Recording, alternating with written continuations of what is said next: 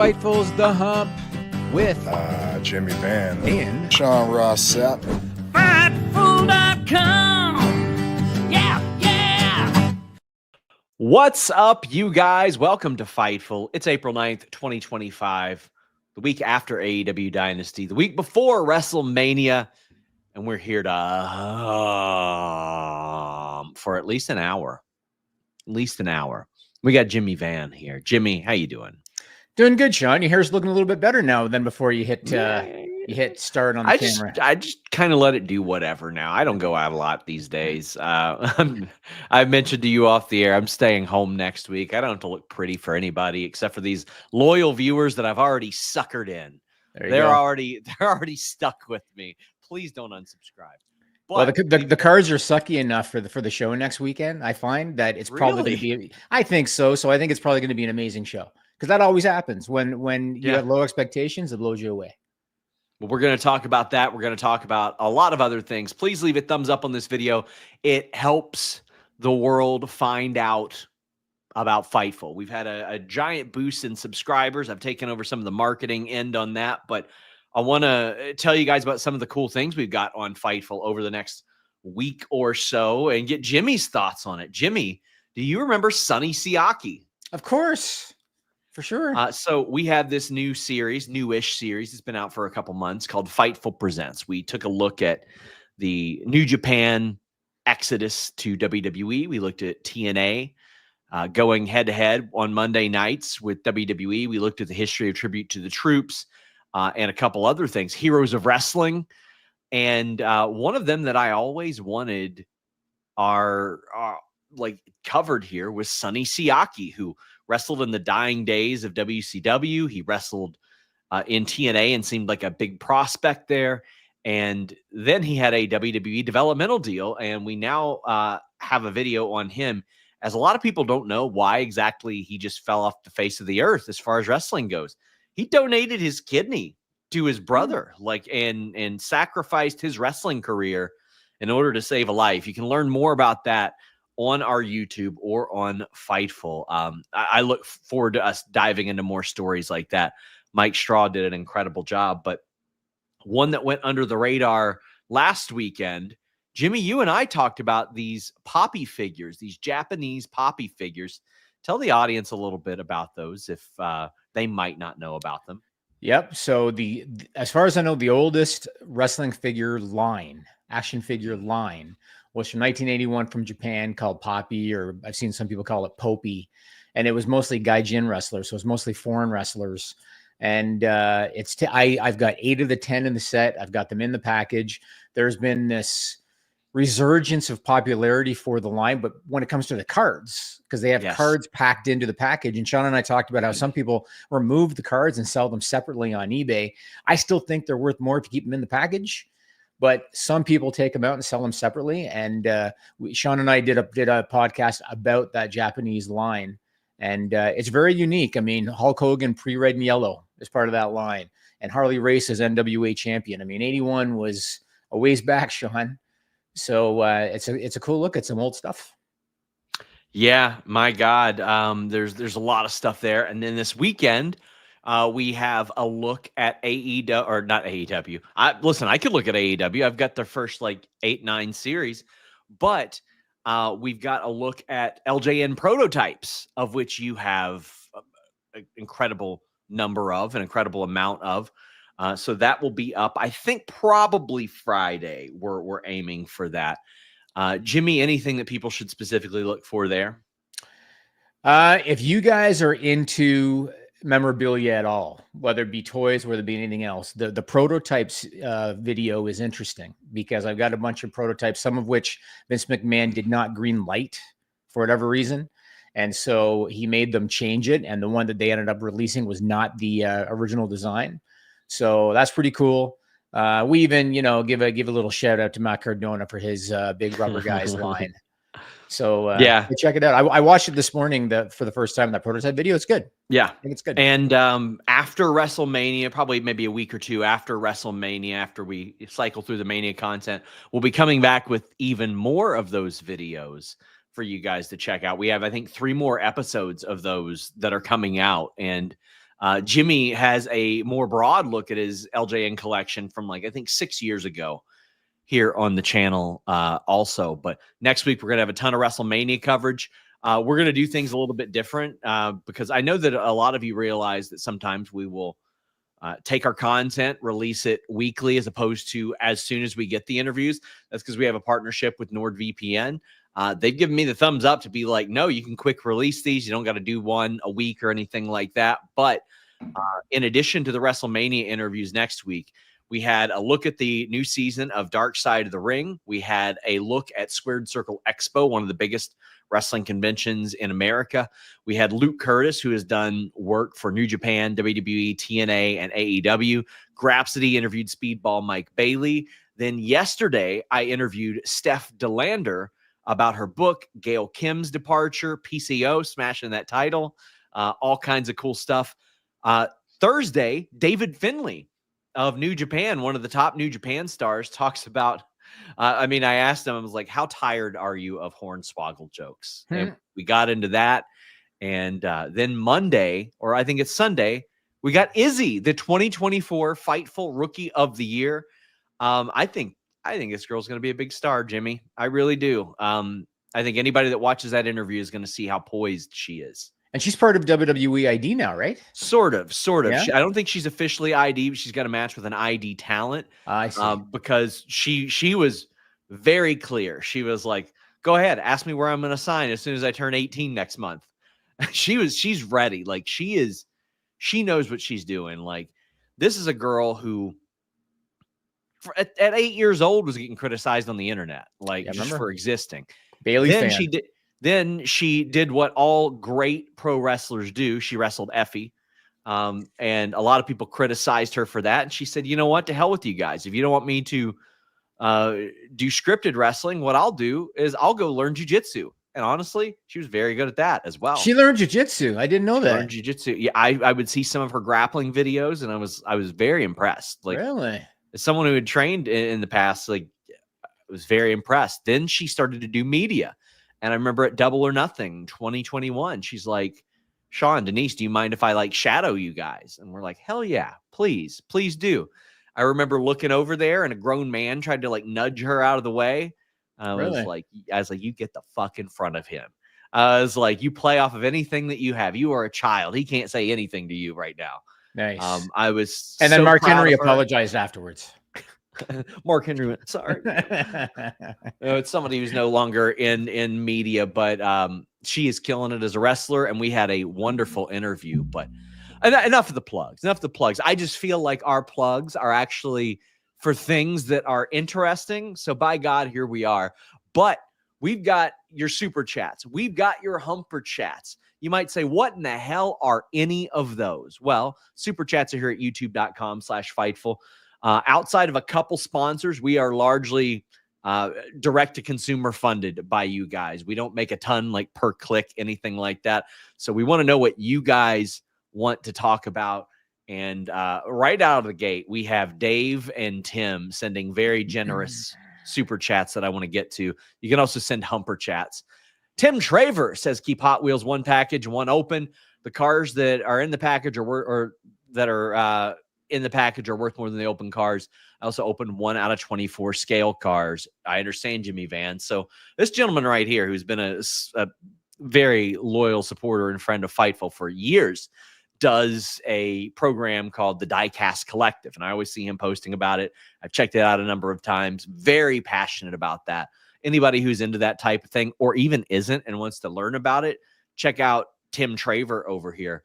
But yeah, I mean, they would always say on MTV, the rappers would come on TV, one for the car, one for the crib, one to keep in plastic about the CD.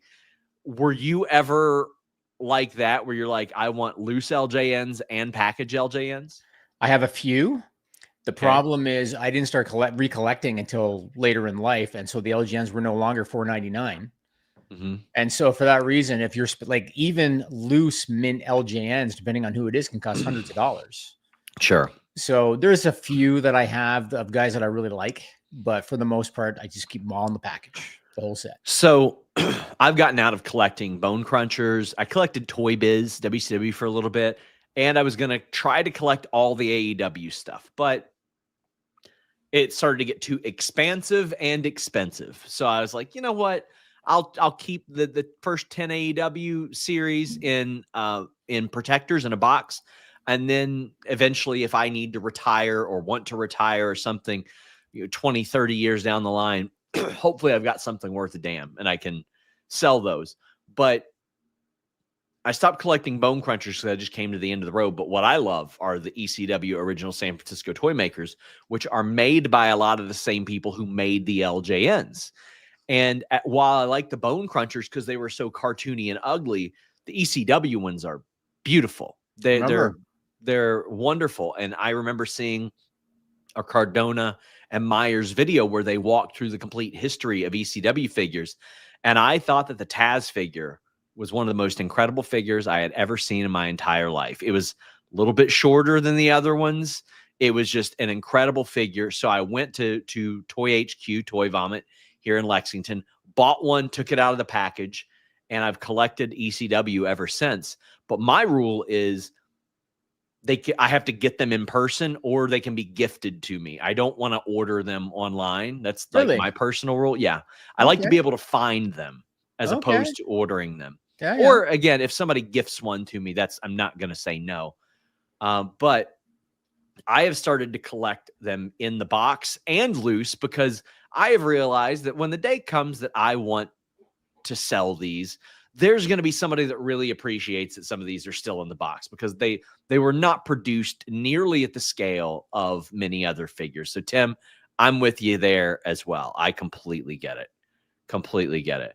But we have a gentleman by the name of Dave Cost who sent 2 back-to-back very generous super chats. And I want to thank Dave particularly as well as Tim because they have both supported us so much of late. So let's go ahead and talk about this AEW Dynasty finish. And we will lean into this and every super chat associated. It says, I attended Dynasty, never been at a show where people were leaving our floor sections during the main event. Do you believe TK and the boys are aware of how frustrated people are with the main event scene? And then he also says, it wasn't that Swerve lost or Mox's reign continued for me. It's the how and why of the story logic. There's so much explaining their action segments that need to be done after angles that make no sense in the moment. Jimmy, this has been a hot topic. Man, I went deep into it on the AEW Dynasty post show, but AEW, I feel like at the top and probably involved with the story itself, probably think this is the right type of heat. That's what I think that they believe. Right. Do you think it is? No, I don't either. And I don't either. The interesting thing is that Tony Khan prides himself on listening to the audience, and the discourse on Moxley and the Death Riders for months has been the same. And it to me, it's reminiscent to a degree of the Bloodline story when Roman Reigns was winning every match and the crowd was getting tired of it because he was winning the same way all the time. And he just kept winning. The difference was Roman Reigns and the Bloodline story had compelling characters. They had Sami Zayn. They had these characters that made the story compelling. To me, there's not a lot compelling about the Death Riders.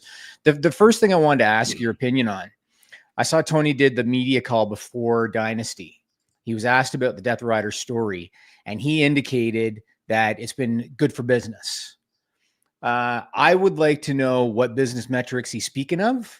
I'd like to know how he can attribute that supposed business success to the Death Riders. And I want to know if that supposed business success coincides with the Max simulcasting, because then you could very easily just kind of put it on the Death Riders when in reality it was because you debuted on Max.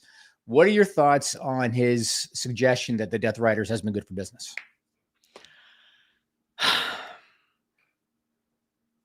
I don't get the numbers directly in that sense. Like when the WBD and AEW story last week came out, I was like, listen, I can't verify those numbers. I just know that gentleman worked very hard to verify those numbers. And I'm not even talking Max numbers. I'm just talking general business metrics, whatever he's referring to. And I know there are a lot of people that say, well, their ticket sales are down. No, they have not been down, actually. Even going to these smaller venues, they have sold one, a way higher percentage of tickets and seats available, and have outsold some of the larger venues that they were in. So there is that. I mean, what you could argue, Jimmy, if you are Tony Khan, is, well, we're getting paid a lot more for TV now than we were at the start of the Death Riders reign. That was already negotiated. That was already done. I don't know. I can tell you that I don't see a great online presence supporting the Death Riders reign. It is like 90% to 10%. Yeah. And I feel like a lot of people think that the heat there is the right type of heat. And Dave says, the issue I feel strongest about is the heat in a traditional sense is not on the heel performer telling us the story.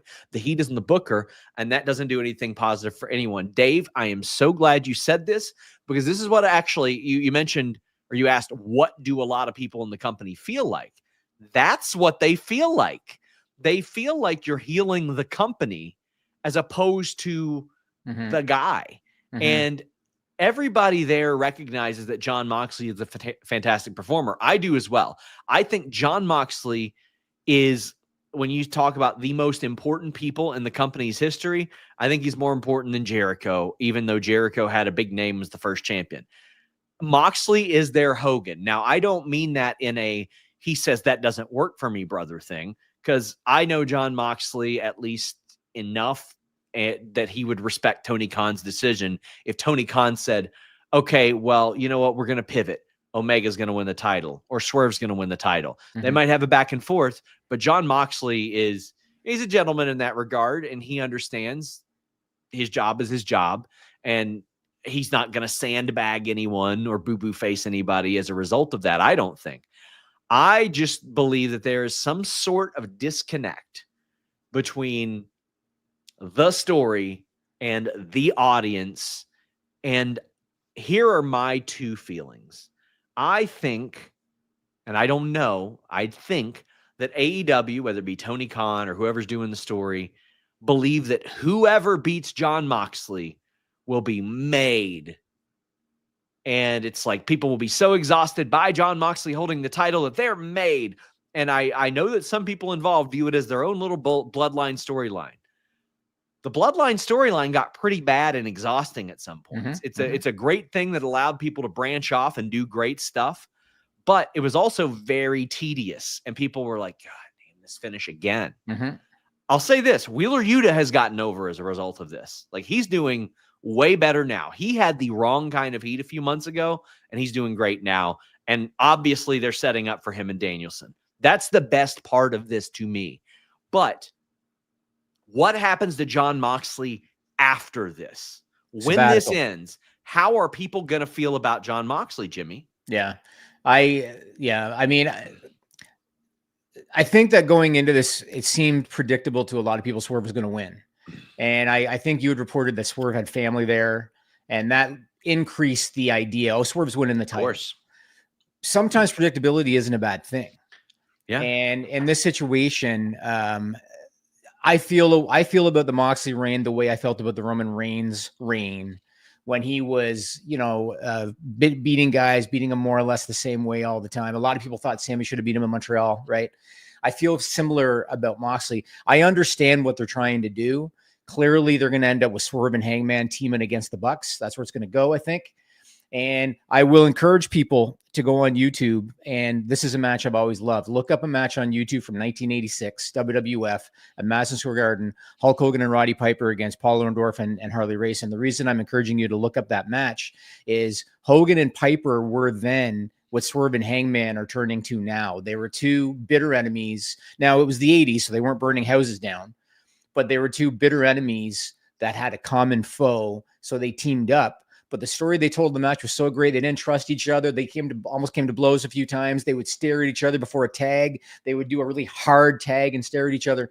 Really great storytelling. And I'm sure Swerve and Hangman will do something similar. I can understand that's where they're going. And Moxley's time is going to come, and maybe Swerve's the one that takes it, or maybe it's somebody else. But I just think it's gotten so tired. I think that Moxley does not have the right kind of heat. And I think when the time comes that he loses it, the crowd reaction, unless they're really into the babyface, I think the crowd reaction is going to be a about time reaction. when he loses. So I would love to know from Tony Khan, what business metrics can you attribute to the Death Riders story specifically? How can you prove that the Death Riders is showing this business spike or at least this uptick? Because I don't see it. You saw the live crowd after the pinch on. Right? It wasn't good. Yeah. No, it wasn't good. No. So I don't know. They always say, let's see where it's going. But I thought it was the wrong finish. And yeah, that's all I got to say about it. And this is a very hot topic. So we are going to continue this after our ad break. But I'll say this. I had a lot of people on FightfulSelect.com, best $5.99 a month in the business. When I gave my betting tips, they go, wait, you're reporting that Swerve has his family there, but Moxley's going to win? I'm like, yeah, that's how confident I felt in it. By the way, 5 for 5 on our lock picks this weekend. We are 25 for 25, Jimmy. Here's BetOnline. BetOnline.ag is the official betting partner of Fightful. 100% of the time when you get the odds from Fightful, they are coming from BetOnline.ag. And it's not just wrestling, it's not just MMA and boxing. It's football, it's basketball, baseball, hockey. They have the earliest lines. You can bet big with the high limits and rebet functionality. They have the fastest payouts with winnings paid in minutes and the industry's best bonuses on every qualifying deposit. They've been trusted for 25 plus years. It's not some fly-by-night company. BetOnline AG has been there. They've done that. In addition, they're trusted by millions. They've got VIP rewards programs and a ton of popular games. BetOnline.ag, that's where I go to make my bets. That's where I suggest you go to, my friends. Please just bet what you can and bet responsibly. We're coming right back with WrestleMania. We got the betting odds for that. John Cena is favored to win. That's how I'm feeling as well. Certainly not a lock pick. But last year at WrestleMania, Jimmy, some insight before we get back to the Death Riders thing. I had a lock pick, and it was for Rey Mysterio. And people were like, well, how do you know that Rey Mysterio is going to win? And I was like, okay, well, guess what I reported last week? Jason Kelce was the Monster Factory preparing for WrestleMania. It's at Lincoln Financial Field, where he's played football for the last 10 plus years. Whose mask was he wearing after the Super Bowl when he was out partying? Rey Mysterio's. They are not going to have Jason Kelce involved with a loser at WrestleMania. So some of our people ended up making some money. We've got a lot of discussion regarding this Death Riders thing. It's what people want to talk about. 2LT Photo says Ospreay seeming the front runner to dethrone. I think the audience would like that a lot more than Darby, which seemed to be the idea. And after tonight, I should have some Darby details. I think that Josh Alexander could be the wild card. For some reason, I thought that match was going to be on Dynasty as well, but it wasn't. But it's one of those things where I think that Ospreay is probably the best option, especially if Omega and Okada are going to combine their titles. I'll say this, the possibility of the all-in card looks really good as I'm anticipating it, Jimmy. I think it'll be Mercedes or Athena against Tony. I think it'll be Swerve versus Hangman, or Swerve and Hangman versus the Bucks, or for the tag titles. I think we're going to get MJF in some sort of big match. Thankfully not Jeff Jarrett. We're probably going to get Ospreay and Moxley. We're going to get Danielson and Wheeler Yuta, maybe, if he's feeling okay, based on what I see. Does that give you any, any reason to believe that this is wrong? Is Khan booking too smart, that it's a detriment? I mean, All In is kind of like their WrestleMania. Yeah. So I would like to think that whoever he lines up for Moxley, I'm talking about Tony Khan, whoever he lines up for Moxley at WrestleMania, that's his guy. Whether it be Ospreay, whether it be Kenny Omega, potentially. Darby Allin, with all due respect to him, I just don't see him as world champion. I just don't. When I look at the world champion, I look at a guy who is going to be your face, who's going to be your ambassador, who's going to do like the media and stuff. And I don't see that with Darby the way that I do with an Omega or an Ospreay. So forced right now, I think. Yeah, maybe. So I think that either one of those guys would be a good pick. But Mox, they got to just get the damn belt off Moxley. I mean, that's what else can I say about it? Yeah, and again, a phenomenal performer, like great person to have in your locker room, all that stuff. But yeah, it's David not on King- him, man. I mean, in WWE, they put a bean mask on the guy and a fur coat, and Sure. that was no knock on him as a performer either. That was the creative given to him. So yeah, it is what it is right now. Ryan sends a Humper chat and says the business metrics for Mox Death Riders is their consistently top Nielsen quarter hour and top viewed YouTube video. There's a big disconnect from casual fans versus live crowds and the IWC on Mox. Dynasty is really the first time the live crowd wasn't into it. Well, I got to disagree with that. The crowd was not into it after Revolution either, as David Camp brings up. He says that the fourth consecutive pay-per-view where for AEW, where a lot of the post-show chat revolves around dissatisfaction with the main event or the closing angle.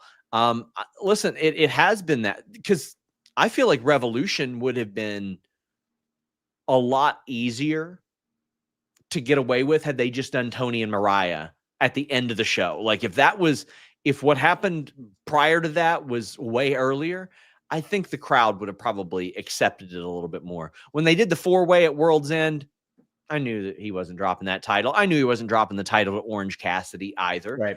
But listen, if you want to go based on the views and the metric, Orange Cassidy does a lot of great numbers. He's got their most viewed social clips, like out of 10, probably like 7 or 8 of them.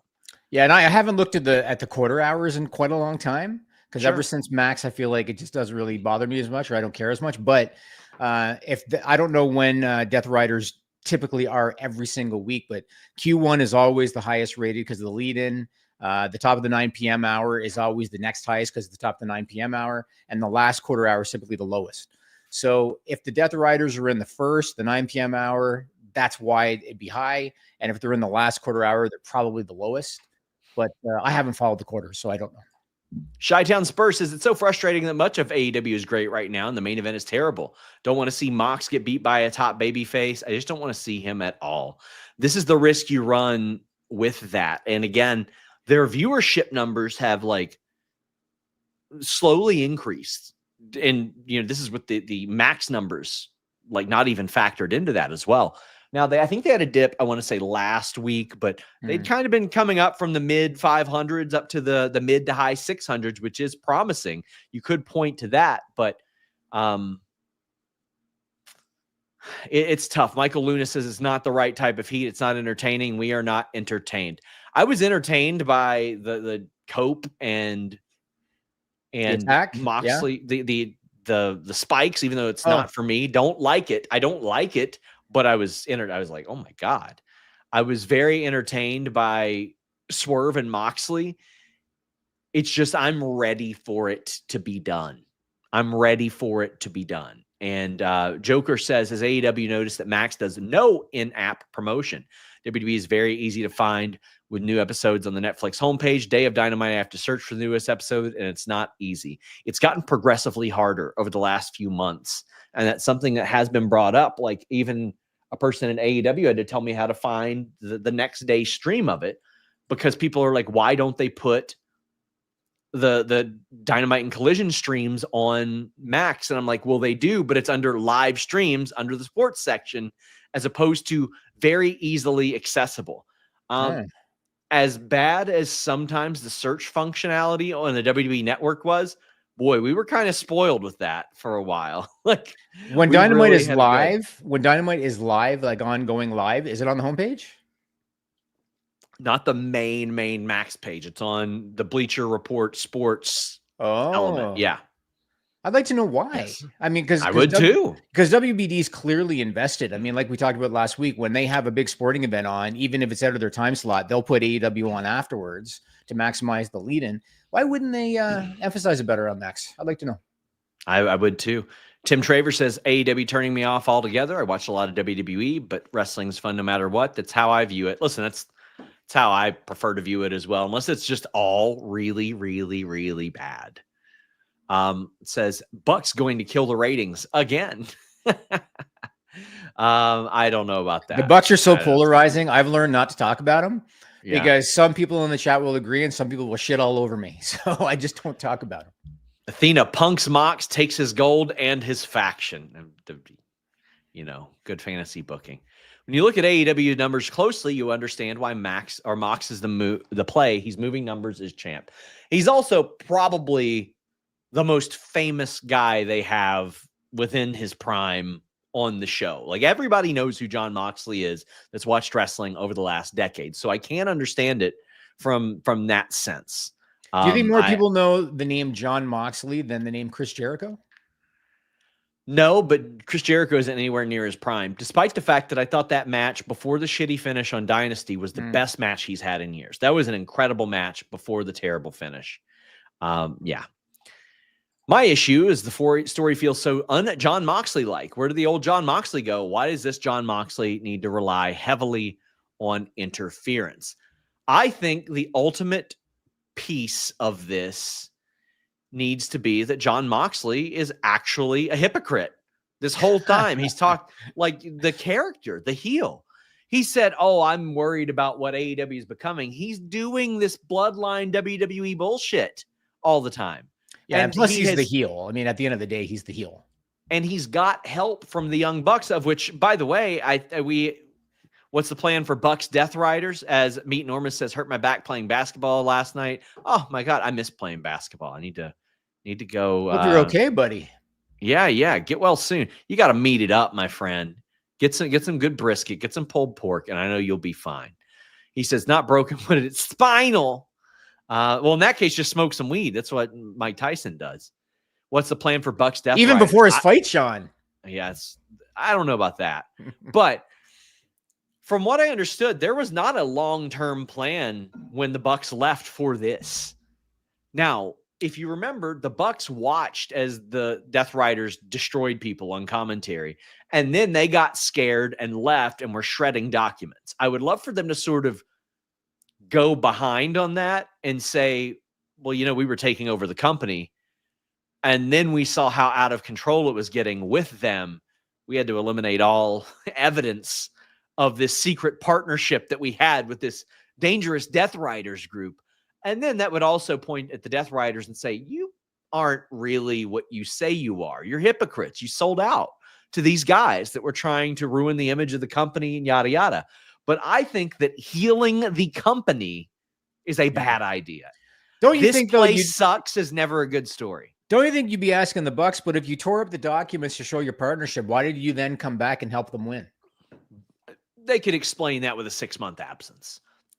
There could be a reason that has emerged since then. Like, it's a fake show. They can do whatever they want. Man, you all are really showing out for the super chats and humper chats. And I just want to say thank you to you guys. But let me look through these humper chats real quick before we move on.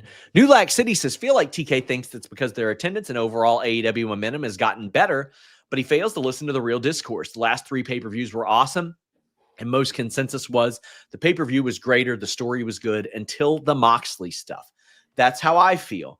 Had last month's main event been in the middle of the show or a couple matches before, I think you could have gotten away with this a little bit more. Ultimately, you are in a fan service industry, but you can't always give the audience what you want. You do, or what they want. You do have to develop some heat sometimes. And New Lac City says he's torn on it, sick of the Death Riders, wishes they pivoted, but interested to see what the Bucks are up to. Could be a good story. That doesn't mean Swerve shouldn't have won, and Page versus Swerve story would be better. So if they don't do Page versus Swerve, I think they are doing Page and Swerve versus the Bucks. I think so. I mean, the fact backstage that Swerve said, when Heyman said, I burned down your house or something, and Swerve said, I know. And they kind of, so I think that planted the seed that they're going to be a team. You know what I like about this? And listen, might get him some heat just because people hate me mentioning his name. After working with and watching his shows so long, I can tell when Will Washington has written something.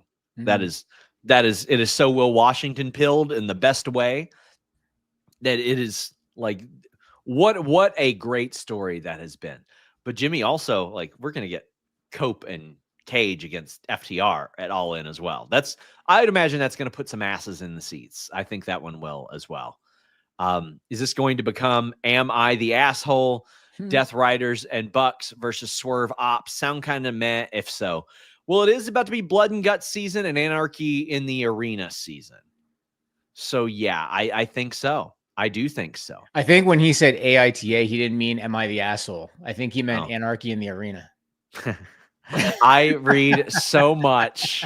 I read so much online stuff. I get sent these YouTube videos, which is the Am I the Asshole videos all the time. That's too funny. That is we gotta not do that, because listen, around the internet, that's what it means.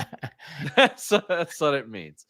Oh, we got a bunch of super chats, bunch of humper chats. How many matches do you expect on Mania 41? 7 to 8 each night. Do you expect Vince at Mania? Hell no. No They way. won't let him in the building. Well, you can buy a ticket. Is Trish coming back, or is she done for now? I was told earlier this year that she's always kind of in the conversation, because she's always like pitching for stuff. But I had been told that around the time of Rumble that that she was going to do more, and that was Elimination Chamber. That's what it was. BL says, just want to thank you and Fightful for the shows and podcasts. Did Jimmy increase the monthly rates to fund his LJN collection? I support it.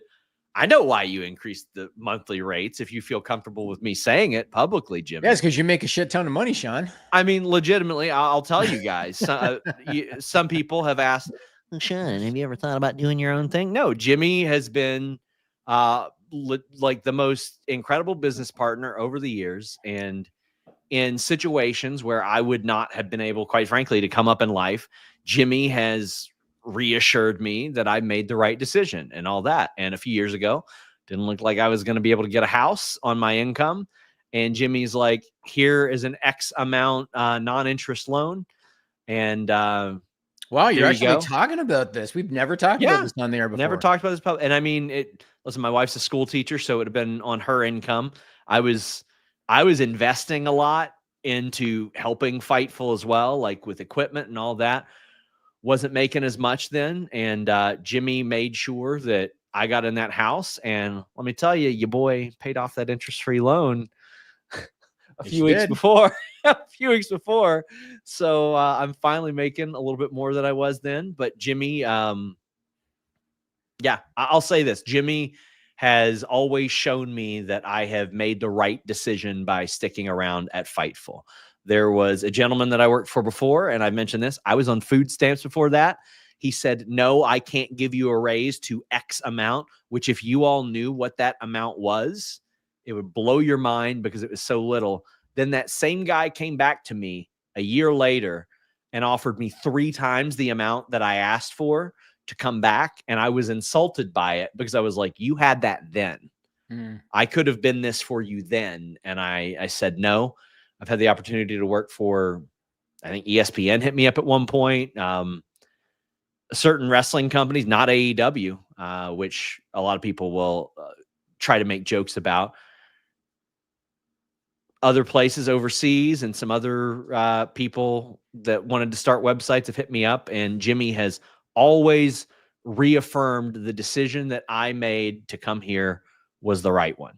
And that's listen, rates go up because inflation went up and we hate it. Like, we tried our best to fight it for years. Didn't raise it once before 8 years in. And I didn't want to do it. Jimmy didn't really want to do it either. But we're like, you know what? Let's do $5.99, $6. It was $6, but then Patreon screwed us pretty hard. So it's $5.99 now. But yeah, that's the story associated with that. And to answer his question, I already owned the LGNs before the increase. So yes, it's not. Listen, Jimmy Van does not need a Fightful Select increase to get his LJNs. Jimmy Van was independently and separately successful before Fightful. And that's one of the reasons why Fightful is successful, because we operated at a monumental loss for the first few years. And I mean, especially since I got a piece of ownership and I saw exactly how monumental the losses were. And Jimmy said, do what you do. I believe in this vision. I believe that we can do things better than other people. And Jimmy saw that there was a void in wrestling media. And that's what I always tell people. If you want to make your mark in wrestling media, find where there's a void. Like, find where there is a clear void and do it. Even if that void is asking wrestlers what their Waffle House order is, which I completely support. He got some heat for that, didn't he? You know, just people who listen, media is not linear anymore. The people that are complaining about this now in media are just like the people who 5-6 years ago were like, TikTok's not going to matter. Who cares? I thought it was a fad. It's not a fad. Then 10-15 years before that, we're saying newspapers won't go away. Digital is where it's at. Keep writing for these magazines. That's what you need. And then 20 years before that, we're like, you don't need to write for magazines. Just write for your local paper, etc. Like, media is always evolving, adapting, and it's better to, even if you don't like what they do, it's better to try to understand it, because not everybody in that media room is there for the same thing. Not everybody's there to get scoops like me. Not everybody is there to ask about the latest controversy or very serious thing, which, you know, should be asked about at times. And also, these are largely kayfabe. So, like, and you got to remember, I mean, AEW's partnered with guys that go into Costco and dance and talk about cookies. So yes, it doesn't always have to be serious.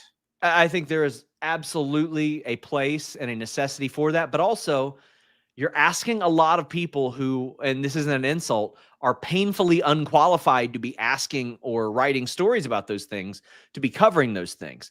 That's what's always interesting to me when I hear people say, oh, the wrestling media sucks. There's nobody credible. Then they say, why doesn't anyone cover or ask about da-da-da-da-da?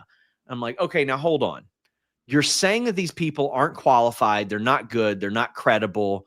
They're not reliable. And then saying, why don't they cover this incredibly sensitive and very serious material? And it's like, you can want them to be better, but like, there's a lot more to it than just, you should do it exactly how I do it. There are outlets that do, like, if you want to hear somebody ask about their Waffle House order, fortunately, Muscle Man Malcolm is there and he's doing it. If you want to hear somebody talk about the financials of wrestling, WrestleNomics does it better than anybody. If you want to get scoops directly related to wrestling, Fightful Select is there. Like, there's room for media and everybody, and media is always evolving. And I feel like that is very important. Also evolving is our great deals over at NordVPN. I have long talked with you guys about the content that you can access with NordVPN.com/Fightful, but it doesn't just stop at pro wrestling. You can get MMA and boxing pay-per-views at a much more affordable price when you change your virtual location with just one click using NordVPN.com/Fightful.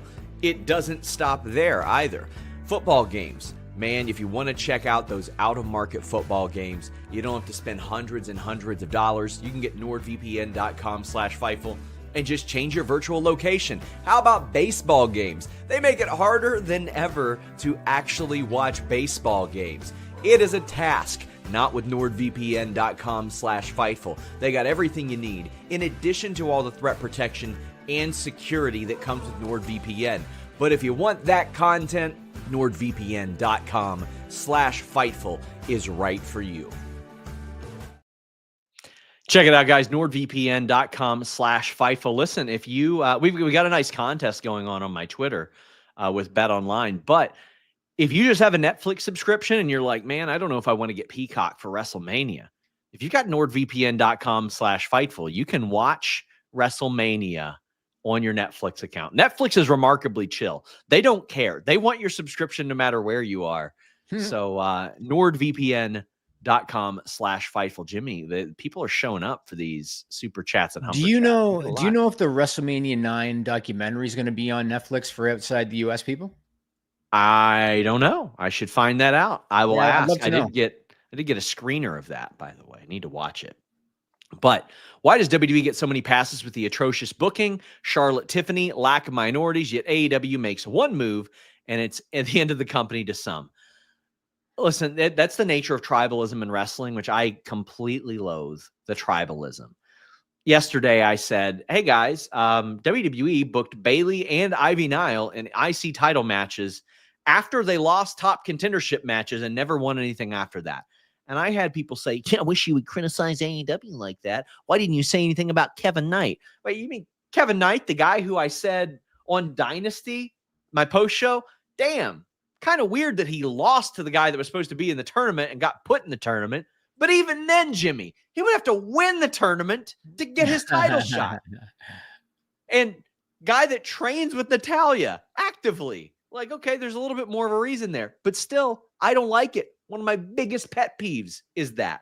Now, as far as atrocious booking, I'm starting to see some Vince-isms, some title shots without earning it, kayfabe, some rematches, seeing a lot of that. The Charlotte Tiffany thing is a train wreck. There were a lot of people giggling about that this happened in TNA or AEW, they'd be like, damn, messy, backstage, etc.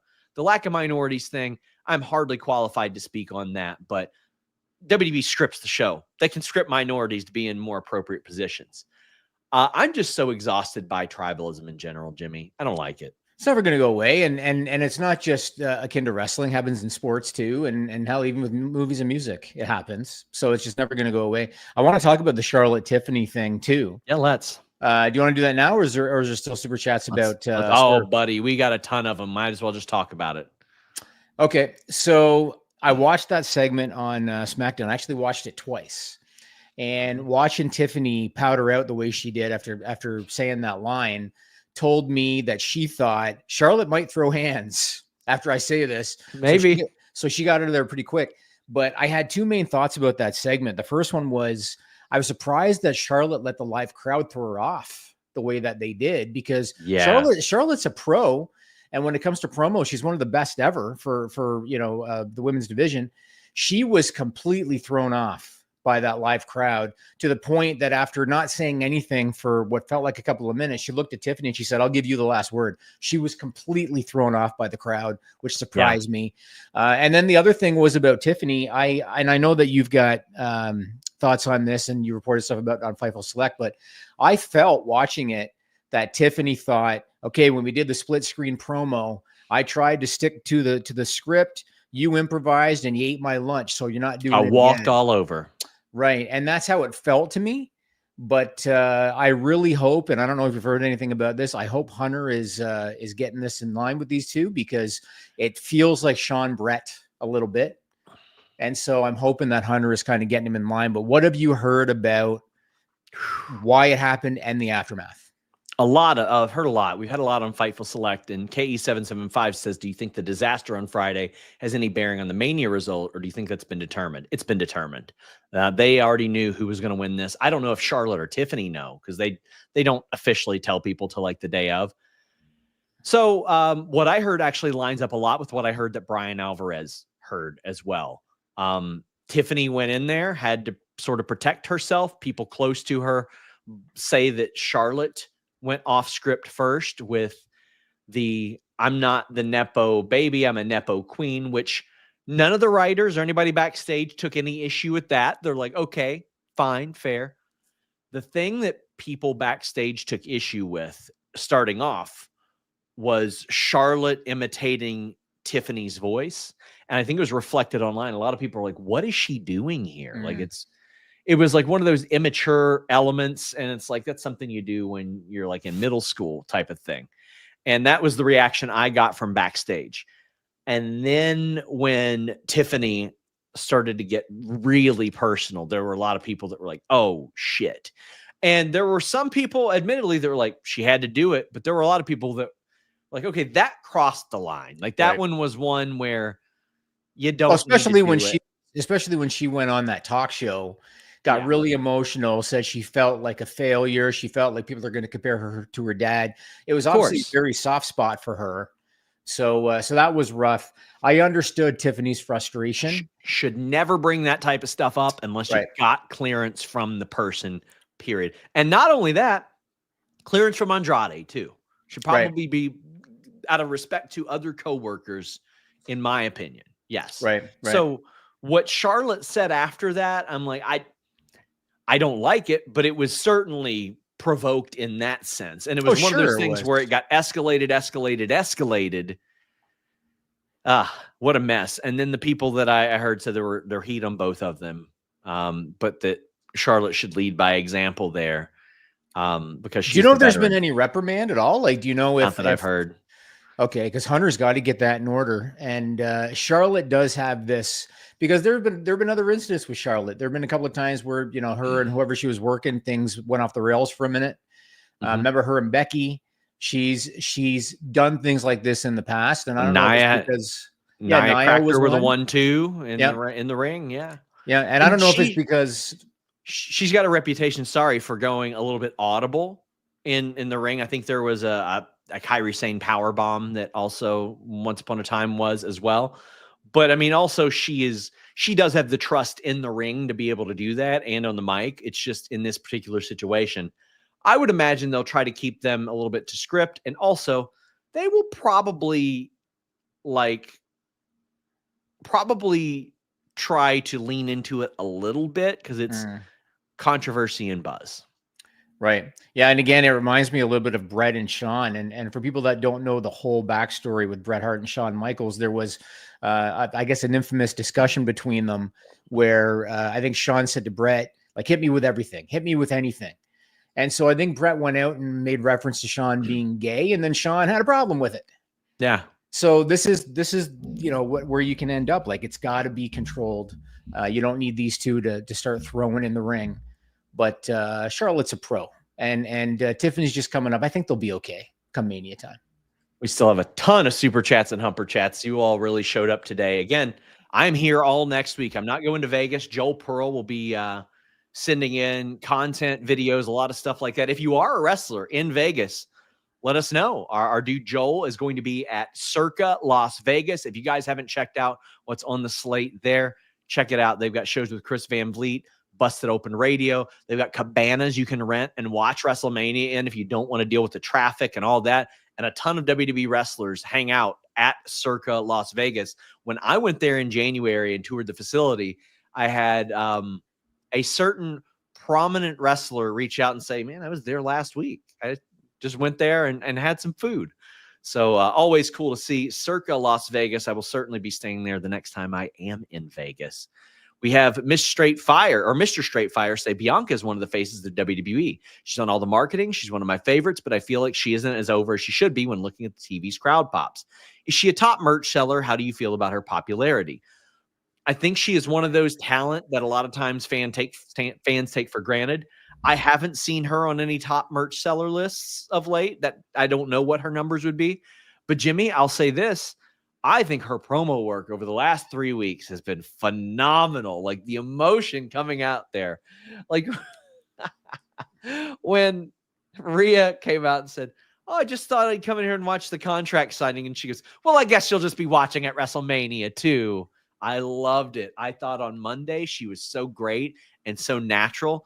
And listen, she's got to reach down within that. She is one of the nicest human beings on the face of the earth. I've watched her work like the morning of a big main event match, work hours at a food pantry or a boys and girls club or, anything like that, doing these community events. She is wonderful. But I think that once that heel turn finally happens, boy, it's going to explode again. Did you see last week when she was the guest referee and during the break on Netflix, she was at ringside and Wade Barrett was kind of joking around about doing a 3 count, maybe Pat McAfee, whoever it was joking around about a 3 count, like how to count as a referee. And Bianca goes 1, 2, and then she stops and goes like this. Yeah. And I thought to myself, She's good. You know what's interesting about that is when the Street Profits turned heel, although I guess they're babyface again now, but when they turned heel and everybody was like, what about Bianca turning heel and joining them? And Bianca, it seemed like wasn't into it because she, I'm a role model for children. And I talked to her about it. She said that it has to be something substantial and that she feels like when it does happen, it'll mean more because she will have built up more equity as a babyface. Well, she's getting there now. Very smart. Yeah. She's getting there now because I know that there was discourse online about when they were on the European tour, why is Bianca getting booed? Because in storyline, Rhea Ripley should be the heel in this story. Yeah. In storyline, Bianca earned the title shot at WrestleMania. Rhea backdoored her way in. She should be the heel. But the problem is Rhea's probably the biggest women's star in the business. So Bianca's going to kind of get that heat. But this week on Raw, she came out in all black. She had black lipstick on. And when she started cutting the promo on Rhea and the crowd was giving her the business, she just raised her voice and kept going. And I thought to myself, she's feeling it now. Like you can see that it's happening now. And so I think Bianca's going to go in that direction. And I'm interested to see where it goes with her. Dave Koss sent a couple more. Very generous. Thank you, Dave. P.S. Had a great time at the show, AEW Dynasty, and remained positive about the product, except getting home at 1:49 a.m. where I live 15 minutes from the arena. That is one of the biggest disconnects, I believe, that AEW has. It's Tony been forever. This has been forever. Tony Khan has always treated me like a human being, but I think there are some elements of the general experience that Tony Khan doesn't get that the rest of the world does get. For example, I won't say like going to work Monday morning. This guy flies overnight to go do NFL stuff, but public transit closing before his fans get out of a show. The 6-hour experience. We don't need that anymore. I don't need that anymore. 8-9 matches, I'm fine. I'm good. I'll keep saying it. Dave Koss says he blames Triple H for this one. They have never booked Tiffany like a baby face. They never even had her beat Nia clean. She just gets cheered. There's no development.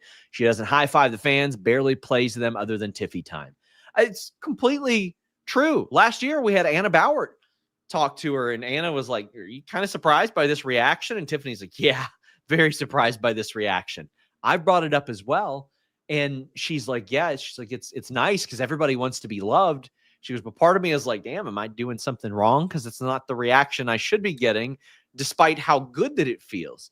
She's very wise about that, but WWE's got to book her appropriately. And Jimmy, to Dave's point, I felt like this should have been the story the whole time. I had said once they had Charlotte win the Rumble, Charlotte should have done a promo like the side-by-side where she walked all over Tiffany. And then Bayley should have came backstage to Tiffany and been like, hey, chill. You earned my respect. Do not let this woman walk all over you like I've watched her walk all over people for 10 years. And then this week's promo could have been a scripted thing. At least to a degree. Like I mean, so to me, part of it is on Tiffany. And here's my question for you. Of course it is. How much creative freedom is there? Because you know Not what? That much. No, but Chelsea Green always says it, right? Maximize every minute of television that you get. So how come Tiffany's not playing more of the babyface? How come Tiffany's? I think Dave said, she doesn't high five the fan. She doesn't. Well, why doesn't she? Is it because she needs the office to tell her to do it? So I look at it like this is partly on her. You can talk about the story all you want, but it's on Tiffany to embrace being a babyface if that's what you're going to be, and she doesn't. Unless she wants to continue to be almost like a Ric Flair, where Ric Flair, whether he was heel or babyface, he was always kind of the same guy. Maybe she wants to be like that. Tiffany addressed it on the Babyfaces podcast, saying, I think being so new to the business, being so new as champion, I don't think she expected me to stand up to her, and I don't think she expected me to almost clap back. And I think it's live TV, stakes are high, we're going into Mania, have the title, want to keep the title, I'm going to pull out every stop I can, and people want to see our match. I think we did a very good job getting people wanting to see our match and invested in our story. She's right. Now I'm ready to go out and put the best women's match on ever. I'm ready to go to war. I have no doubts that match is going to be incredible. Certainly people are more interested. 100%. I mean, this Mania card, we can talk about the Mania card. I think most of the cards have been pretty lackluster in terms of the build. Let's get to the appropriate. We got a ton of super chats, we really do, but we certainly will. Sorry, I had to cough into the mic there, guys. Couldn't reach the mute button in time. Pat Faruga says, time is truly cyclical. The 90s are back. WWEF with the better main event scene, but AEW, WCW having a better undercard. That's a really good comparison. So I like the main event personally, but I was also stoned to shit. Oh, God.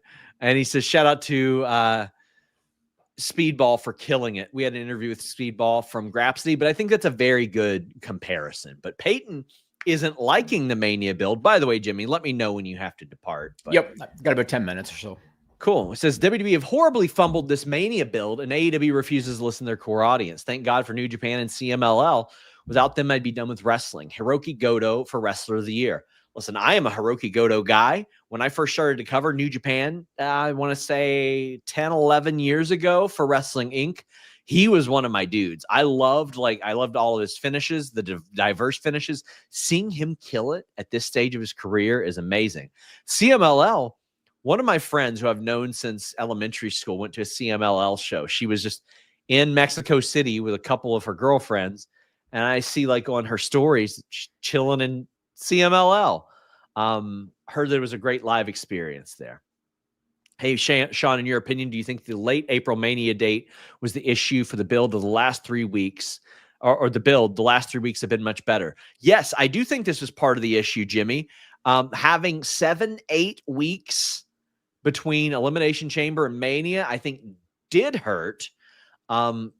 Naturally, 2 months to build Rumble winner versus Mania, that's tough. That's tough in general. But yes, I think this extension did hurt a little bit. I don't disagree. I mean, maybe they could have had a special in between or something. You know, I mean, back in the old days, they only did pay-per-views quarterly, and so they had to build things for like 3-4 months. Yeah, and sometimes even longer.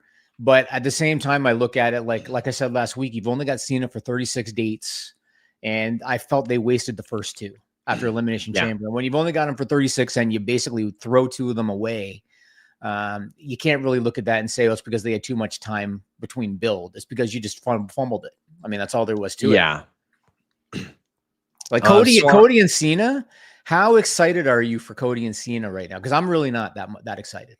I am, but I mean, I don't think they've done a great job with a lot. John Cena should have been on the show more. The Rock should have been on the show at all. Yes. And they could have done pre-tapes. Remember before when you would talk about how, hey, Cena's there. Why not do pre-tapes?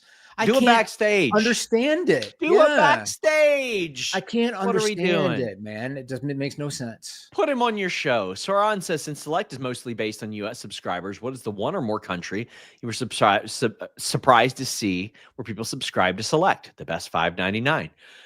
It used to, first off, a lot of our Mexico subscribers, I used to be surprised to see how many of that, because listen, English is not the first language. We do now have Fightful Select Espanol. If you guys want to check that out, we might end up rolling that into our Espanol Twitter. Don't know yet. But people from Hungary, we've had some Hungarian subscribers. Anywhere where English isn't the first language is somewhere that I'm a little surprised by. Since WWE Library is available on Netflix in India next week, what is your opinion on the best pay-per-view? Excluding Mania. Have a long weekend coming.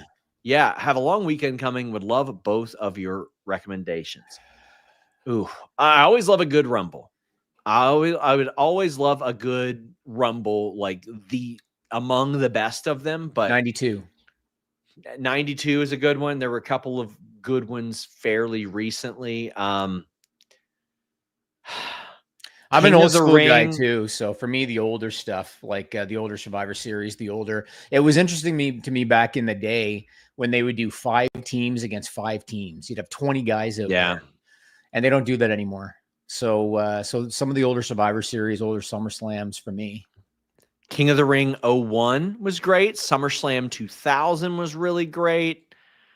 Money in the Bank 2011 in a really bad era. SummerSlam 02. Backlash 2000. Honestly, a lot of the pay-per-views in 2000 I thought were really, really great. What was the one where the fans would do the voting and Sean was on one leg? Cyber Sunday. I missed that so much. Is worth a watch. Was so good. That is worth a watch. So if you guys haven't seen it, Shawn Michaels got the vote. That was the Taboo Tuesday version. Taboo Tuesday? Yeah. Shawn Michaels got the vote. He was on one leg with an injury, and the guy went out there on one leg. What a performance. That's a good one to check out. Feel like they're not even ending it at All In. This is going to go back to Darby at WrestleDream, and I can't stay a viewer if that's the case. I think if this continues past All In, you're going to lose a ton of fans. But what I see is Ospreay winning the title at All In, then doing a lot of media with that title over his shoulder ahead of Forbidden Door. I've asked this in the Discord. It's mind-boggling to me that Anna Jay was removed from programming after arguably her best match of her career with Mercedes. What's going on there? I haven't. I mean, I hate that not be able to give you that much on your super chat, but there's not always like that easy answer of like, oh well, they just pulled her off TV. Listen, a lot of people thought that about Wardlow, and he ended up being hurt. Now, Anna Jay hasn't wrestled at all in AEW this year, but so is like Jack Perry's been off as well, who I believe she lives with. Maybe they're just taking a little bit of time off. Chi-Town Spurs, I will dig into this for sure. They wanted the double belt Vacker for footage. Yeah, the booking around that is so weird. I didn't like it. It's having her win 2 titles and vacate 1. Yeah. And Julia didn't even miss that much time. Like, it's puzzling booking. It's very puzzling booking. And I think because gosh, it was less than a month ago when that title got dropped. The refereeing in AEW remains a glaring issue. Do you find yourself thinking it's on the ref to enforce the rules constantly, or the performers for hanging them out to dry? It is on the refs. It is on the producers and coaches and the talent, Jimmy. One of the best lessons I was ever taught in wrestling school, if you were in the first match of the night and you buried the ref, you were not getting brought back for the next show. And the reason for that is that first match is to establish to the audience, these are the rules and this is what pro wrestling is. And these people are going to follow the rules. And this ref is in control, especially an indie show like that. So I feel like that is very important. I have long felt like referees should have personalities and tendencies. Jericho should never want somebody like Aubrey Edwards reffing his match because she's going to catch everything. The Young Bucks want Rick Knox reffing their matches because he don't see shit. That's what I feel like. Yeah. I mean, I feel like we've talked about this before. It used to be that the referees did have personalities. And again, I'm dating myself, but like in the 80s, you had Joey Morella, who people knew was supposed to be like the really strict referee. You had Dave Hebner. You had guys that had this reputation, Earl Hebner being another one. And now, not so much. And Rick Knox is a perfect example. When I see Rick Knox, I think to myself, he is a parody of pro wrestling because he misses nothing. And he should be the Danny Davis to the Young Bucks Heart Foundation. Yeah. That's what Rick Knox should be. But does WWE still have the motto that if the shoulders are down for 3 and they're not supposed to kick out or they're not supposed to get pinned, but they don't raise a shoulder, you count 3? I'll ask, but I don't think so because we have seen that not happen recently. Anyone underwhelmed with the Punk Seth Roman build? Just thought they were gonna. Just felt they gave the main event to Punk just because it did feel like that. Should have put the belt on the line. I don't know about that, but the build has been a little underwhelming, and it's because 2 of the 3 guys aren't there all the time. Again. Now, we're not in the Brock era of part-time, and it's like, put the title on this part-timer and all that, but like, sure would be more useful if these guys were all on the show and could build to the biggest show that you have, Jimmy. Yeah, I think it has affected it, certainly. Yeah, I mean, all they do is go out there and, Punk would be like, oh, Roman's not here this week, but he'll be here on Friday, and Rollins, oh, they're not here today, but they'll be here next week. It's been lackluster. And I do feel like that they're giving them a main event to get Punk a main event. I do like the Paul Heyman aspect of it. I do too. Even though Rollins has nothing to do with it, I still like the Paul Heyman aspect of it. I saw some people saying, and I know there's a hate for Brock Lesnar now, but imagine if it was Punk, Roman, Brock.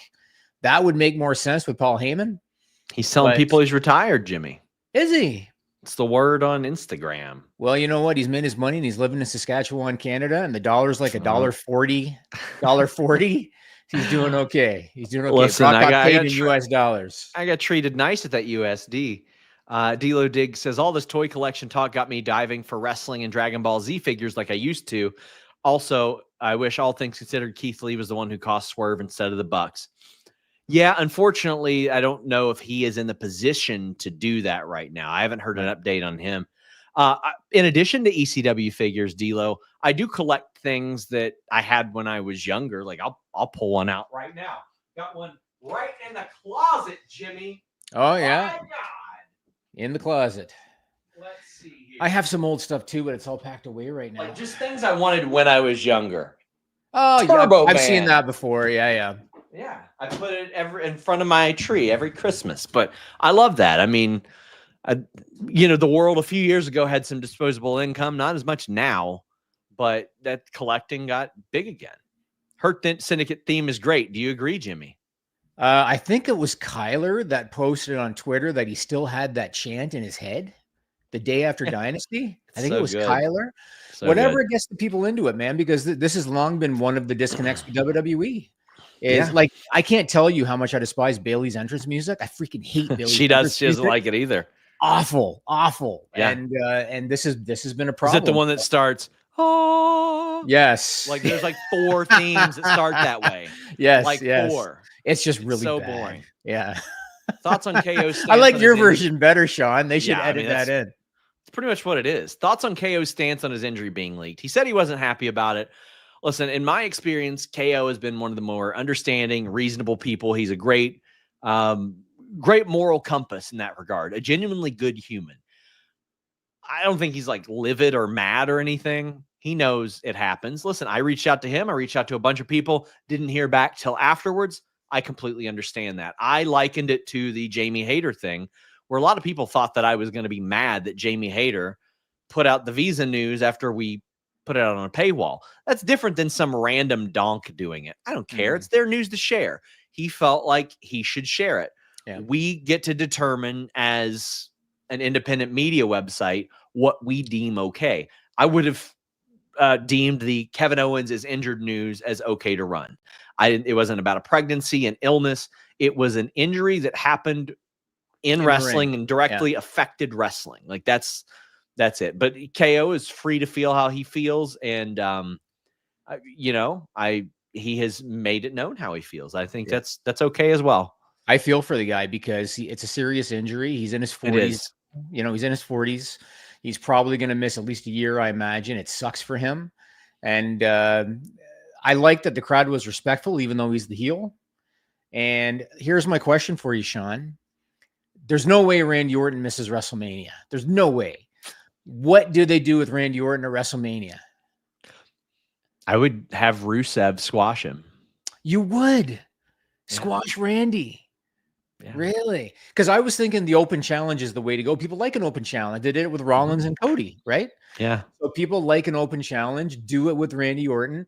And everybody's going to be thinking it's going to be Rusev or Malachi Black. Everybody's going to think it, right? You'd have Rusev go out there and squash Randy. And start a feud. Yeah. And then they have the competitive match at Backlash. Yeah, that's what they would do. Interesting. Any update on Vince McMahon's production wrestling company? I've heard nothing resembling him getting involved in wrestling again. Not going to happen. And anybody who did business with him would probably be ostracized from that point. I mean, it's not like they wouldn't get work or anything, but Vince McMahon, I would find it highly doubtful that he gets back into wrestling at this stage. No TV companies are going to do business with him. Like none. And he's going to be 80 this year. Yeah. I've heard of no update outside of him contacting some people for a media company, some former WWE employees. We have several about the Mox situation. The Mox Cope feud would have been better received without the title. Completely agree, Jay Polanco.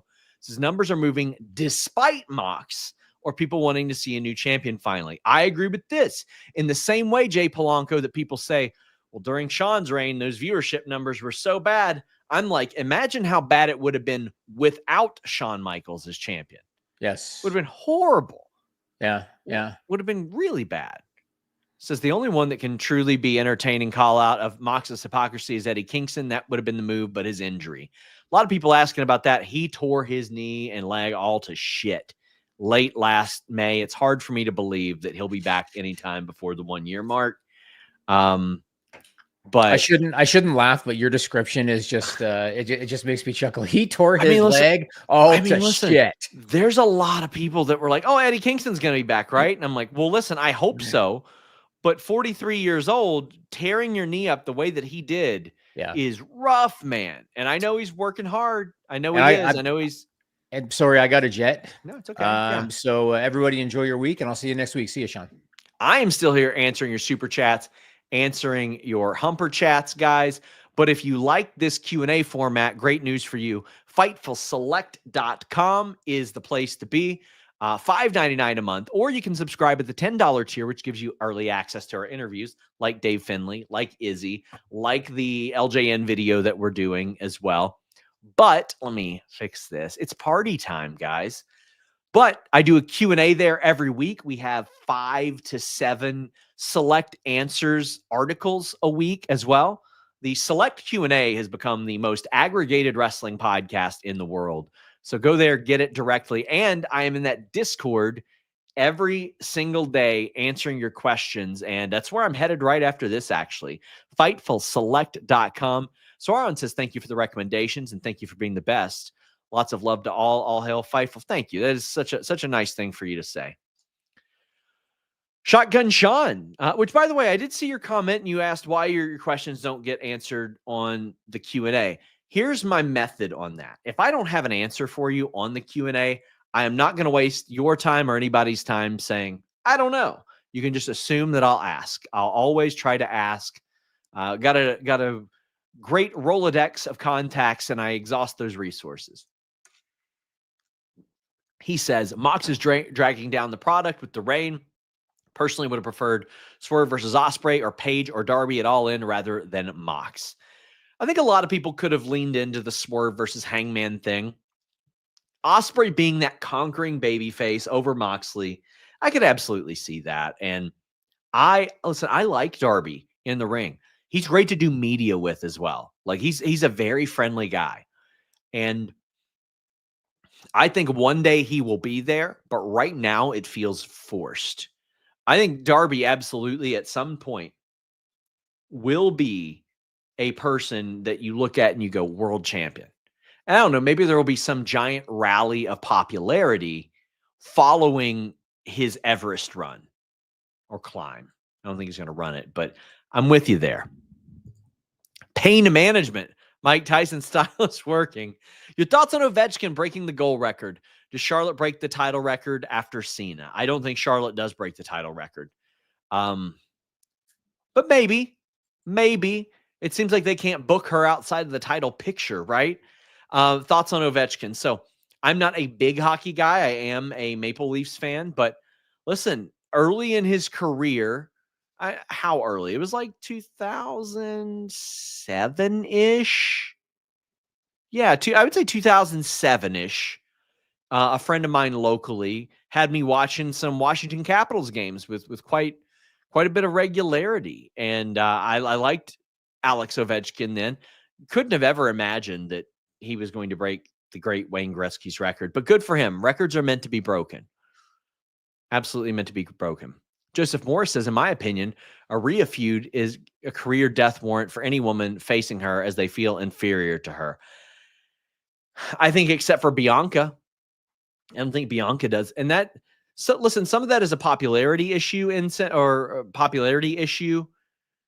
some of it is a physical issue. Like, look at her compared to everybody else. And that's not taking anything away from anybody else. It's just, listen, that woman's worked very hard and looks like a megastar. Not to say anybody else doesn't, but with Bianca, you have somebody who has matched her as far as booking, can match her physically, and accolades as well. Get in those super chats, get in those humper chats. I will hang around as long as you guys are here. The difference between DR and Bloodline is the characters in the group have no personality. AEW needs to give them some characters so the fans care. I agree. We haven't necessarily seen that character depth out of Claudio that we have out of Jimmy and Jey Uso. We haven't seen that out of Wheeler. Okay, we have seen it a little bit out of Wheeler Yuta. We've seen it out of Jon Moxley to some degree, but based on what we see on screen in his matches, it's very hypocritical because he relies on a lot of very schemy things to win. And with Marina, I think that what she does or what she's done is fine. I think that's fine, but I think you got to see more and pull more out of Claudio in that sense. Because like we know and like Claudio and respect him, but we got to see that depth. Need Cena or Rock both together via satellite. Dave, I'm completely with you, and thank you again so much. Personally, I want to thank you, Dave, for being so supportive over the last few weeks and especially today. Again, we are completely direct to consumer funded outside of a couple of sponsors and a little bit of clicks. But I think if you got him there, if you got The Rock there, if you got John Cena there, say, listen, we need you for 30 minutes, film a few backstage stuff. Like, if you don't advertise them there, then it's okay. Save it for the last segment on the show. And it just cuts backstage, and there you go. And then the crowd's not going to expect them to come out. Or you can even say to the crowd, we will hear from John Cena and The Rock tonight, although they're not here. Thoughts on Booker T and Swerve beef? Listen, I am, again, not qualified to speak on that. I am just not the guy. Grapsity is going to be on Friday.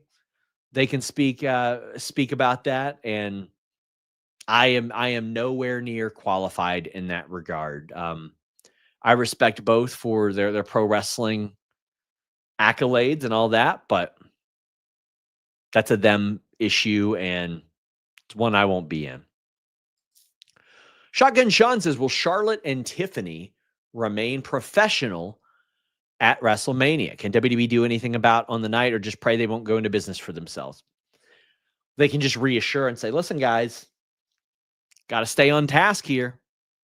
Also, ask Grapsity tomorrow at 4 p.m. Eastern on Fightful Select. Also, they had a Dynasty review on Monday. But yeah, you just got to hope that they won't go into business for themselves. But listen, them slugging it out a little bit is okay. They can, bam, hit you with a couple of those. It's all right.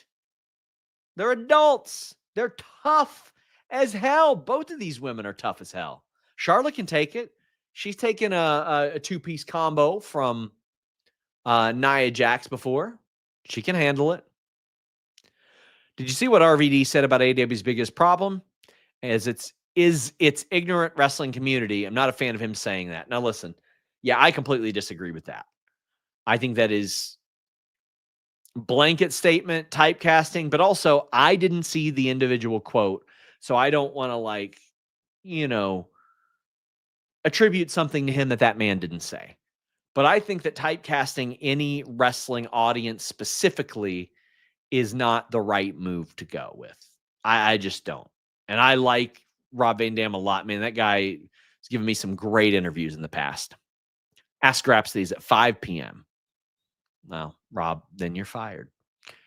Please leave a thumbs up on this video. We do still have super chats and humper chats. And again, a reminder, Q&A show every single week. Fightful Select. I got to cook up a Fightful Select report for today as well. I'm going to have two. I'll have some notes, and then I'll have just a regular report. Agree, Bandito's finisher looks bad and kills kayfabe. The 21-plex, not kind of, I guess. Like, you can argue that him doing it gets more momentum. I remember a spot of Bandito's I didn't like. Somebody had to hold the top rope while sitting on the middle ropes. They're sitting there like this, right? This is how they are. And Bandito puts him there, and he runs from one side of the ring to the other, goes to the outside, climbs, and does a springboard 450. And I was like, well, what was the point of that? And I've never seen him do it then, so I think it was an audible. Since Universal title is active, is that number 17 and 18? No. The Universal title is collective with that title. It still technically exists, but it is one championship. BL says, singles, tag, Rumble, which do you prefer to be in? For me personally, I love Rumble matches. I'm a geek for them, man. I don't think I've done a tag team match since I started to wrestle again. I've done a few singles. But gosh, I haven't done a tag. I had thought about doing one with my good friend Allie Albright, and then maybe Shaza or Vinny Pacifico or somebody like that. I would love to tag with somebody that I like if I'm going to do matches again. And one, those are my conditions. One, it's got to be something I give a damn about. Two, something's got to raise some money for charity because I don't accept money for that. But yeah, and I want to be able to do it at least in an appropriate way and work with people that I know and like. But you ask me to be in a Rumble, I'll do it. If it's near me, somebody in Cynthiana, Kentucky says, come be in my Rumble, I'll be in it. I love working Rumbles. I worked one last year, a year ago, for the Humane Society, and I showed up and they go, how long do you want to be in it? I said, I'll go as long as you all want me to be in it. And they said, great. You and Alexis Littlefoot are going to both go coast to coast. And I said, shit, okay. And I worked 35 minutes in that match. Dante says, I said months ago that not having the belt on TV was a bad thing and people disagreed. It's gone on too long. How long since we've seen the belt? It's been a while, right? Well, I mean, did Cope get it out? I can't remember, but did Cope get it out?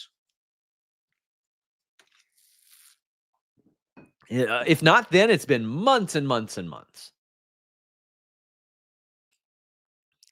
Guys, also, if you all haven't, easy plug for you guys to check out some stuff. Fightful Scraps, youtube.com/Fightful Scraps. We're adding a lot of shorts over there, a lot of clips, TikTok, Instagram, and what's the other one? Facebook. We're growing on all those platforms. We've got exclusive stuff on those platforms as well. Maybe one of them can be, how long has it been since we've seen the damn belt? Too long, in my opinion. I think you need to have your top prize on the show. I don't like the idea of not having it on the show. Got a couple more super chats and Humber chats. KE775 says, do you think Raw and SmackDown after Mania will both be newsworthy shows with returns, debuts, or big angles? I think it better be. Because otherwise I think this year, if you don't have a big one, it will have finally conditioned the audience to be like, well, it's not what it used to be, right? Like, it's not that same show that everybody used to be like, oh my God, you got to tune into. And the Raw and SmackDown after Mania gained that level of hype because they actually delivered on surprises for so often. But much like Mania or the Rumble or Money in the Bank, in an era of which we suffered through really terrible booking, those were points of optimism where you could go, maybe that could end up getting changed. Like, maybe this is the pivot point. Maybe this is the area where things will finally be better. And now it's okay. It's not terrible anymore. But I think they got to condition their audience to believe that it's going to be a big show. Dave Cost, my dude, Dave Cost. Thank you so much. Dave, my guy, you send so much. Hit me up personally. If you got anything to promote or push, let me know, because you have sent that much in super chats. Tribalism last night from the NXT bummed me out. Crowd bummed me out. If you want to support Book, cheer for Book. The chant does nothing for anyone. AEW fans will return in kind tonight, and around we go. Yeah, it ain't for me. I like the good-natured stuff. The Sean Spears, Ricky Saints mention. Some of that stuff. I just hate it when companies and fans fight a battle that the talent aren't fighting. But in this situation, we are in an unfortunate scenario of which Swerve and Booker are both, stoking and fueling those flames. And that's a rarity in these instances. And it's unfortunate because, again, Booker T, one of my favorites growing up. Swerve, just a wonderful guy to work with, to watch as a performer. And I just hate that that's happening. I hope they get together and have a real conversation. I know there was a brief conversation, or at least Booker T says so, but I hope one day there is a good conversation that is had and they break down a lot of those issues, because I think that, especially for wrestling audiences, and especially for people like me who are not qualified to speak on the matter, it is important to hear them discuss those things. Is the plan for FTR versus Cope and Christian at All In? I've heard no different when I've asked, and it was heavily implied to me. There you go. Shotgun Sean says Charlotte sounds difficult to work with. Would WWE ever decide to part ways with her if it ever got too much, or is she too big of a name? Well, it depends on what you mean by too much. If it got too much with anybody, yes, they would. I haven't heard of Charlotte ever approaching an element where she was in danger of being too much in that regard, Shotgun Sean. But she is a big name. You would have to consider, well, AEW would probably almost certainly bring her in. And she would definitely get offers and things like that. Would they care about that? I don't know. But I've not heard anything that indicates that Charlotte has ever gone so beyond that it is like a risk of termination or anything like that. She does her media. She shows up to work. Outside of the unscripted promo elements, has good matches, gets reactions for better or for worse. Man, I just want to say thank you to you all. Again, it is not, the hottest period in like wrestling content revenue. There are a lot of aggregators out there. There's a lot of people out there who take and don't give back, so to speak. I'll say that. And you guys really showed out for us today. 90 minutes of super chats and humper chats. And again, if you all liked that, FightfulSelect.com is for you. Try it one time, $5.99 a month, or you can get a great deal for 10% off the annual subscription. But before you get done here, leave a thumbs up on this video. Tomorrow, again, if you're into the Q&A format, Fightful Select, Ask Grapsody tomorrow. Two brilliant wrestling people, Phil and Reg. They got you covered. Thank you all so much. I really appreciate you guys. We're out.